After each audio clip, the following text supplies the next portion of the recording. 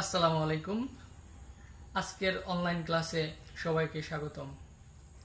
আমাদের আজকের ক্লাসের আলোচ্য বিষয় হচ্ছে কিভাবে সরকারের আয় বৃদ্ধি করা যায় বা সরকারের আয় বৃদ্ধির উপায়। তো আমরা একটু দেখে নেই যে সরকারের আয় বৃদ্ধি করার জন্য কি কি খাত আমরা এখানে লিখেছি।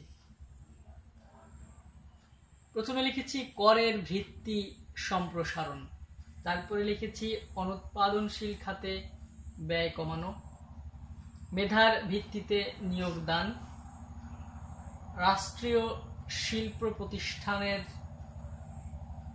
সম্পর্কে আমরা বলবো, বেসরকারি খাত সম্প্রসারণ, পরিকল্পনায় বৈদেশিক ঋণ কি নেওয়া যাবে কি নেওয়া যাবে না সে বিষয়ে বলবো, সামাজিক আন্দোলন এবং দুর্নীতিমুক্ত প্রশাসন।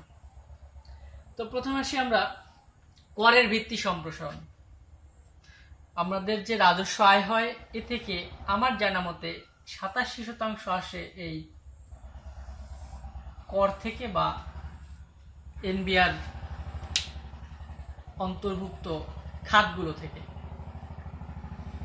করের ভিত্তি সম্প্রসারণ যদি বলি তাহলে করের ভিত্তিটা কি? করের ভিত্তি বলতে বুঝি যে যদি আয়করের কথা আমরা বলি, 2020-21 অর্থ বছরে আয়করের সীমা ধরা হয়েছে মাত্র 3 লক্ষ টাকা। এছাড়া নারী, প্রতিবন্ধী এবং অন্যান্য মুক্তিযোদ্ধা বা বয়স্কদের ক্ষেত্রে আলাদা আলাদা স্ল্যাব করা হয়েছে। তো করের ভিত্তি সম্প্রসারণের ক্ষেত্রে যেহেতু আয়কর একটা উৎস, সেক্ষেত্রে এই আয়করকে সম্প্রসারণ করে আয়করের যে ভিত্তিটা হয়েছে এটাকেও সম্প্রসারণ করে আমরা কি করতে পারি? সরকারের এই আয় বৃদ্ধি করতে পারি। এখন আসি যে করের ভিত্তি বলতে এখন আমাদের দেশের সকল জনগণকে করের আওতায় নিয়ে আসতে হবে। এই আওতায় আনার জন্য সরকারকে বিভিন্ন পদক্ষেপ গ্রহণ করতে হবে, যে পদক্ষেপগুলো গ্রহণ করলে করের ভিত্তি সম্প্রসারণ হবে। আমি আমার দেখা কয়েকটি খাতের কথা বলি। যেমন গ্রামে গঞ্জে সব জায়গায় মিষ্টির দোকান রয়েছে, ছোট ছোট মিষ্টির দোকান। এরপর ছোট ছোট যে দোকানগুলো রয়েছে এই দোকানগুলোতে প্রচুর কেনা বেচা হয়ে থাকে। মিষ্টির দোকানে কিন্তু ঢাকা শহরে হয়তো কয়েকটা দোকান ব্র্যান্ড শপগুলো কর দিয়ে থাকে, কিন্তু সারা বাংলাদেশের আনাচে কানাচে যে সকল মিষ্টির দোকানগুলো রয়েছে সেই মিষ্টির দোকানগুলো কিন্তু কর দিচ্ছে না। অর্থাৎ এই ছোট্ট একটি খাত, কনজিউমার যেখানে প্রতিনিয়ত যাচ্ছে, মিষ্টি কিনতে যাচ্ছে, এখানে করের একটা ব্যবস্থা করতে হবে। যদি কর আরোপ করা যায় তাহলে সরকারের আয় বৃদ্ধি হবে। এছাড়া টি স্টলগুলো রয়েছে, ক্যাফে হাউস, যেগুলো এখনো করের আওতার বাইরে। সো এইরকম খাতগুলো চিহ্নিত করে সরকারকে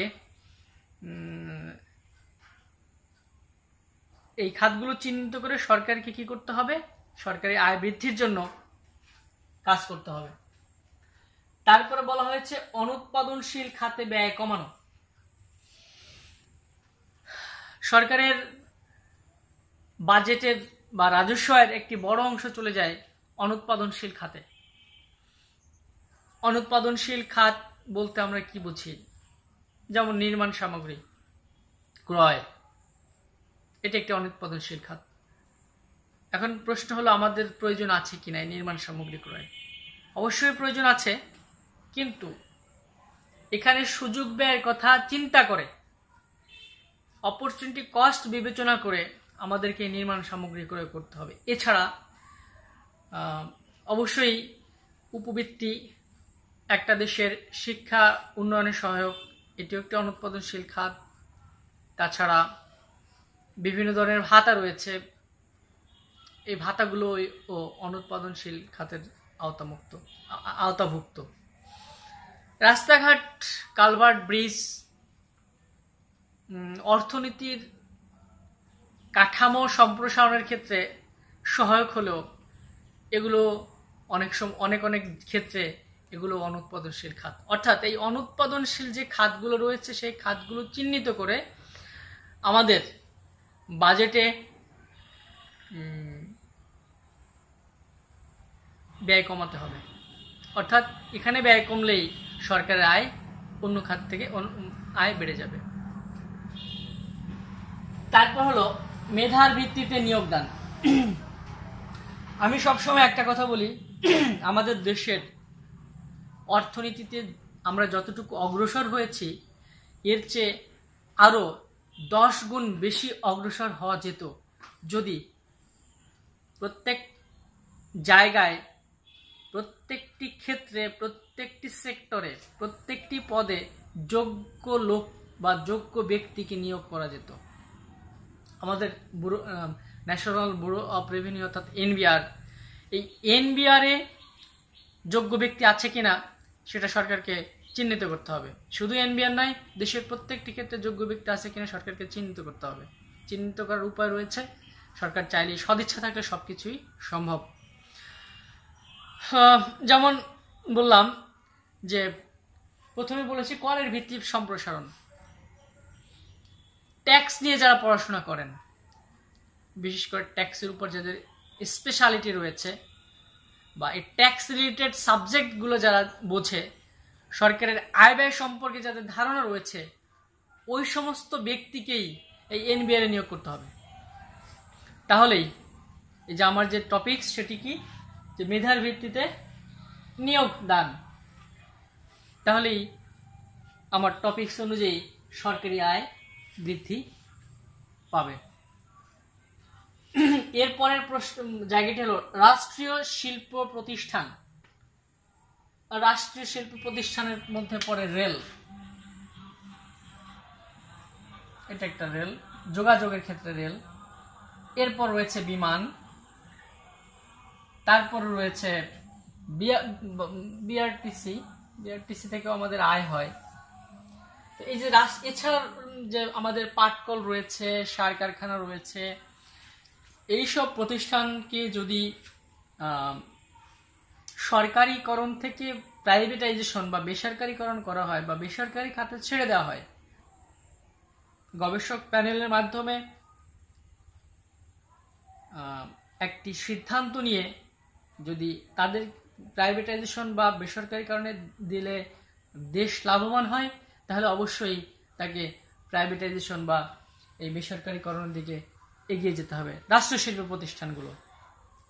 আর যদি এই প্রতিষ্ঠানগুলো এখন রুগ্ন অবস্থায় রয়েছে, এই রুগ্ন প্রতিষ্ঠানগুলোকে যদি ওই মেধার ভিত্তিতে নিয়োগ দিয়ে তাদের সেই প্রতিষ্ঠানগুলোকে রক্ষণাবেক্ষণ করা হয়, তাহলে মনে হয় যে আমাদের দেশের এই সরকারি আয় বৃদ্ধি পাবে। রেলের খুব খারাপ অবস্থা রয়েছে, বিমান একই অবস্থা। এছাড়া আদমজি জুট মিলকে আমরা হারিয়েছি, আমাদের দেশের একটা অন্যতম সম্পদ।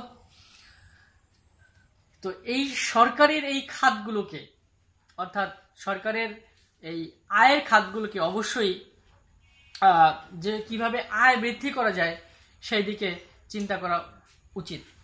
তো বর্তমান ক্ষেত্রে আমরা যেমন সোনালী, রূপালী, অগ্রণী জনতাকে প্রাইভেট লিমিটেড কোম্পানি করেছি, এরকম লিমিটেড কোম্পানি করলেও কি সেখান থেকে আমাদের আয় বৃদ্ধি হবে কিনা সেটাও আমাদের ভেবে দেখা উচিত বা চিন্তা করা উচিত। তারপর বলা হয়েছে বেসরকারি খাত সম্প্রসারণ। আমাদের দেশের সরকার গত 10 বছরে বেসরকারি খাতের সম্প্রসারণ করেছে, ব্যাপক সম্প্রসারিত হয়েছে। এখন আমাদের আইসিটি খাত হয়েছে নতুন করে। অর্থাৎ এছাড়া সরকারকে বেসরকারিভাবে উদ্যোক্তা তৈরি করে, যেটি এসআইপি করে থাকে, যুব উন্নয়ন করে থাকে, উদ্যোক্তা তৈরি করে নতুন নতুন শিল্প প্রতিষ্ঠান করার জন্য দেশের জনগণকে, দক্ষ ব্যক্তিকে সরকারের সেই সুযোগ সুবিধা করে দিতে হবে। কিভাবে করে দিতে হবে? যেমন আমি কোনো একজন ব্যক্তি খুব কোনো একটা বিষয়ে মেধাবী বা সেই বিষয়ে তার অনেক নলেজ রয়েছে একটা প্রতিষ্ঠান করার জন্য, কিন্তু ওই প্রতিষ্ঠান পরিচালনা বা শুরু করতে হলে তার অনেক অর্থের দরকার রয়েছে। সেই অর্থ অভাবে সেই কাজটি করতে পারছে না। সরকারকে অবশ্যই এইসব উদ্যোক্তাদের আর্থিক সহযোগিতা দিয়ে শিল্প প্রতিষ্ঠান স্থাপনের ক্ষেত্রে সুযোগ করে দিতে হবে। তাহলেই এই বেসরকারি খাত সম্প্রসারিত হবে, আর বেসরকারি খাত সম্প্রসারিত হলে আমাদের রাজস্ব আয় অনেক বেড়ে যাবে। শুধু রাজস্ব না, হ্যাঁ, রাজস্ব আয় বেড়ে যাবে। সেটি কি ধরনের রাজস্ব হতে পারে? কর, ভ্যাট, আমদানি এবং রপ্তানি প্রভৃতি ক্ষেত্রে আমাদের এই রাজস্ব আয়গুলো বেড়ে যাবে। পরিকল্পনা বৈদেশিক ঋণ বা বৈদেশিক ঋণ পরিকল্পনায় আমরা কি অন্তর্ভুক্ত করব কি করব না, সেটি আমাদের বিবেচনা করতে হবে। যেমন আমরা বাজেটের একটা বড় একটি অংশ ঋণ পরিশোধের ক্ষেত্রে চলে যায়, তো আমাদের এখন সিদ্ধান্ত নিতে হবে আমরা কি ঋণ নিব কি নিব না। তো আমার মনে হয় আমরা বৈদেশিক ঋণ নিব না। বৈদেশিক ঋণ না নিয়ে অভ্যন্তরীণ থেকেও যদি আমরা ঋণ নেই, তাহলে সেটা আমাদের জিডিপি বৃদ্ধিতে সহায়ক হয়। সো আমাদের পরিকল্পনায় বৈদেশিক ঋণকে বাইরে রাখলে এই সরকারি আয় বৃদ্ধি পাবে। সামাজিক আন্দোলন বা সোশ্যাল মুভমেন্ট, এই জায়গায় বোঝানো হয়েছে কিভাবে আমরা সবাই কর দিব। এটি সামাজিক আন্দোলন, অর্থাৎ জনগণের মধ্যে একটি সচেতনতা তৈরি করতে হবে, আমাদের সবাইকে কর দিতে হবে। এটি ওয়ার্ড থেকে শুরু করে ইউনিয়ন, থানা, জেলা, উপজেলা, পৌরসভা, সিটি কর্পোরেশন, আমরা যে যেখানে আছি, যদি আমাদের আয়কর দেওয়ার মতো আয় হয়ে থাকে, অবশ্যই আমরা আয়কর দিব। তাহলে এই সামাজিক আন্দোলন গড়ে তুলতে পারলে আমাদের সরকারের আয় বৃদ্ধি পাবে এবং আমাদের জীবনযাত্রার মানও বেড়ে যাবে। এরপরে যে বিষয়টি দুর্নীতিমুক্ত প্রশাসন, এটি এখন বাংলাদেশের সরকারের একটি সবচেয়ে বড় চ্যালেঞ্জ। আমরা খবরের পাতায় দেখে থাকি যে হয়তো 2000 টাকার একটি পর্দার দাম 37 লক্ষ টাকা হয়েছে। তারপরে একটি বালিশের দাম 6000 টাকা। তো প্রশাসনের মধ্যে দুর্নীতি আছে।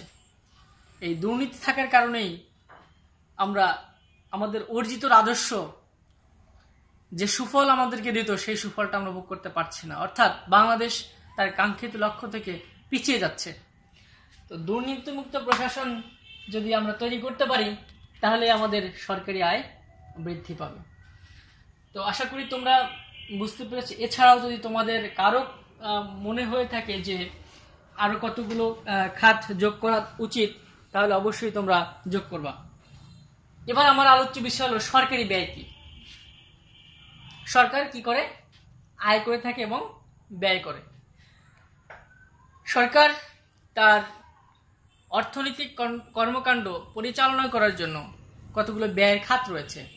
যেমন আমি আজকে সংক্ষেপে কিছু বলি। যেমন শিক্ষা খাত সবচেয়ে বড় খাত, শিক্ষা, স্বাস্থ্য খাত, শিল্প খাত, কৃষি খাত, এছাড়া সেবা খাত রয়েছে। এই খাতগুলোতে সরকার ব্যয় করে থাকে। তো আমরা আজকে দেখব সরকারের এই ব্যয়কে আমরা দুই ভাগে ভাগ করেছি। একটি হলো কেন্দ্রীয় ব্যয়, আরেকটি হলো স্থানীয় ব্যয়। তাহলে কেন্দ্রীয় ব্যয় কি? কেন্দ্রীয় কর্তৃপক্ষ দেশের সামগ্রিক অর্থনৈতিক কর্মকাণ্ড পরিচালনা করার জন্য, দেশের অর্থনৈতিক উন্নয়নের জন্য যে ব্যয় করে থাকে তাকে বলা হয় কেন্দ্রীয় ব্যয়। আর স্থানীয় ব্যয় কি? যেমন আমি যদি বলি গ্রাম পরিষদ, যেটাকে ওয়ার্ড, ইউনিয়ন পরিষদ, সিটি কর্পোরেশন, জেলা, উপজেলা, থানা, এই প্রত্যেকটা জায়গায় এক একটি সরকারের বডি রয়েছে। ইউনিয়ন পরিষদের চেয়ারম্যান এবং মেম্বারদের নিয়ে তার একটি সরকারি বডি। আবার উপজেলা পরিষদের চেয়ারম্যান রয়েছেন এবং তার সাথে কিছু ওয়ার্ড রয়েছে। তার এই মেম্বারগুলো নিয়ে তার একটা গভর্নমেন্ট বডি বা স্থানীয় সরকারের একটা বডি। আবার জেলা পর্যায়ে রয়েছে, সিটি কর্পোরেশনে রয়েছে। এই স্থানীয় এই পরিষদগুলো যে ব্যয় করে থাকে সেটা হলো স্থানীয় ব্যয়। তারা কি জন্য ব্যয় করে থাকে? নিশ্চয়ই অর্থনৈতিক উন্নয়নের গতিকে ত্বরান্বিত করার জন্য তারা বিভিন্ন কাজ করে থাকে। রাস্তাঘাট নির্মাণ করে, কলকারখানা নির্মাণ করে, ইত্যাদি ইত্যাদি। তো কেন্দ্রীয় ব্যয় এবং সরকারি ব্যয়ের যে কেন্দ্রীয় ব্যয় এবং স্থানীয় ব্যয়, এই কেন্দ্রীয় ব্যয় এবং স্থানীয় ব্যয় নিয়ে আগামী ক্লাসে আরো বৃহৎ পরিসরে আলোচনা করব। তো আজকে এ পর্যন্তই। সবাই ভালো থেকো, সুস্থ থাকো। কোনো সমস্যা হলে অবশ্যই, ক্লাস নিয়ে কোনো সমস্যা হলে কমেন্টস বক্সে কমেন্টস করবে। ভালো থেকো। আসসালামু আলাইকুম।